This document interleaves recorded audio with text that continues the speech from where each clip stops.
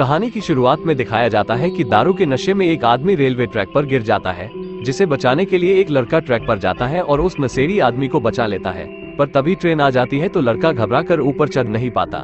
वहाँ खड़ा एक और लड़का उसे बचाने के लिए हाथ आगे करता है, पर वो भी ट्रैक पर गिर जाता है। अब ट्रेन दोनों को क्रश करने वाली होती है। दोनों आंख बंद कर लेते हैं, पर जब आंखें खोलते हैं तो खुद को एक रूम में पाते हैं, जहाँ कुछ लोग पहले से मौजूद होते हैं। रूम की साइड पर एक बड़ा सा ब्लैक बॉल रखा होता है।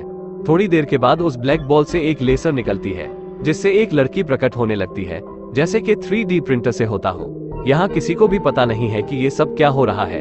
एक बार फिर से ब्लैक बॉल में हरकत होती है और एक नोटिफिकेशन दिखाई देती है, जिसमें लिखा है कि इस रूम के सारे लोग रियल लाइफ में मर चुके हैं और फिर से जीने के लिए इन सभी को दिए जाने वाले टास्क पूरे करने होंगे। फिर ब्लैक बॉल पर एक तस्वीर आती है जिसे मारने का मिशन दिया जाता है। फिर बॉल के अंदर से सबके नाम के कॉस्ट्यूम और हथियार निकलते हैं।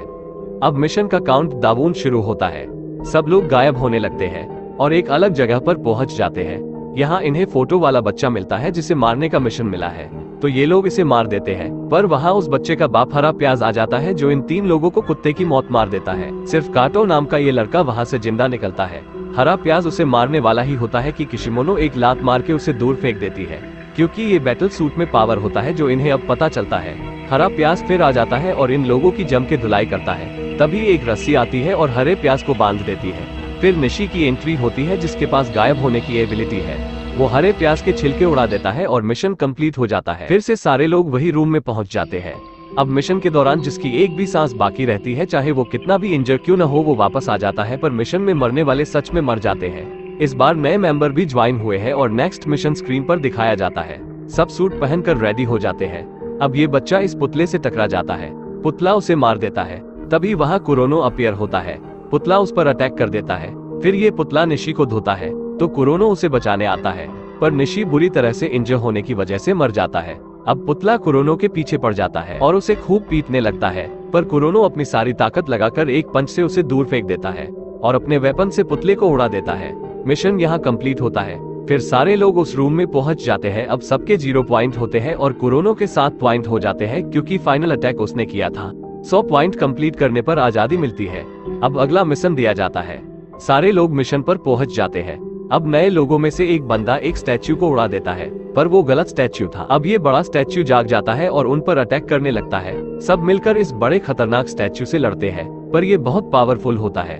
पर कुरोनो स्टैच्यू के नीचे से स्लाइड करके गुजरता है और उसके एक पैर को उड़ा देता है।